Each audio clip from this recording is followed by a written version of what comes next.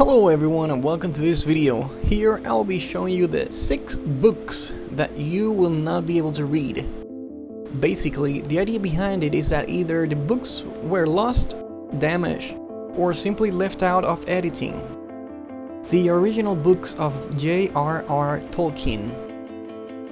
If you don't know or even have a clue who was J.R.R. Tolkien, you probably haven't seen Lord of the Rings, and if you have, well, basically he's the father of such stories. Most of the books written by J.R.R. Tolkien were heavily ambiented in the world of medievals, as you may know already. However, the great majority of them were given to us already edited and organized by his son, Christopher Tolkien, who apparently had all these stories and manuscripts in front of him. However, one time he admitted most of the times he had to guess what his father wanted to say. So yeah, we have the bare bones of Tolkien. But the question still remains, are we missing something from the original literature of J.R.R.? Margits or Margites by Homer. We aren't going to debate if Homer really existed or not. That could take a lot of time to put in just one video. Instead, we'll be focusing on what Aristotle said about it, which basically said that it was in between the lines of comedy.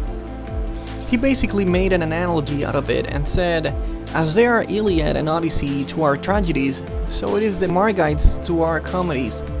Sadly, even though knowing about its existence, all the manuscripts were lost, and we will never know about the true history behind it, perhaps only by the aforementioned reference and by the references told by Homer himself. This is, of course, if he ever existed. Alright, entry number 3, we have Cardenio by William Shakespeare. Stepping away from parallelisms in the literature of these two literary geniuses, we have the situation which is that in 1613, a play with the name of Cardenio was presented at the theater that William Shakespeare alongside John Fletcher wrote. It was a play based on the tragedy of Cardenio that Miguel de Cervantes Saavedra tells in the literature of El Quijote, which a copy of it was published on 1612. Entry number 4 is The Sanditon by Jane Austen.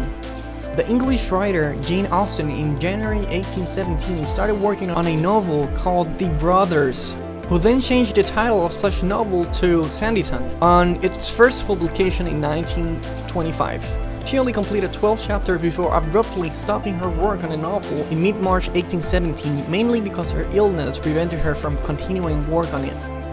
The original manuscript of Dr. Jekyll and Mr. Hyde by Robert Louis Stevenson, author which could be interpreted in a movie by Adam Driver. Yep, you got it right, the same guy that did Kylo Ren, basically because of his similarities with the author. The idea behind this author is that he was a well-known writer, but as well a well-known cocaine addict, in which the legend says that he wrote his first manuscript under the influence of cocaine and in a really bad trip, in a literature frenzy that took him down with it, made him write about 30,000 words in only 3 days. And that when he finished, he gave it to his wife and she said it was enough of a bad trip for him. Enraged by what the wife said about it, he took the manuscript and sent it directly to our fireplace, taking the whole 30,000 words written on it, while the flames slowly burned page by page of what could be the weirdest thing ever written in literature. Entry number 6, we have the Hemingway manuscripts. Before his famous work, The Old Man and the Sea, the writer witnessed a few belly conflicts of the First World War. He served as a driver of an ambulance in Italy, and he participated in the Spanish Civil War. And he even participated in the beginnings of the Second World War. Since then, he got inspired to keep on writing a few stories which, with jealousy and trust, gave them to his wife, by then Elizabeth Hadley. Unfortunately, when he came back, the bag which contained all of his papers went lost, and apparently they were stolen. Such catastrophe ended up in the marriage between these two, since the writer always blamed her for, since the bag contained a novel which was based on a personal experience he went through on the First World War, and as well for many other notes. And here are 2 honorable mentions that I will add onto this list. All the manuscripts from the Library of Alexandria and the apocryphal books from the Bible.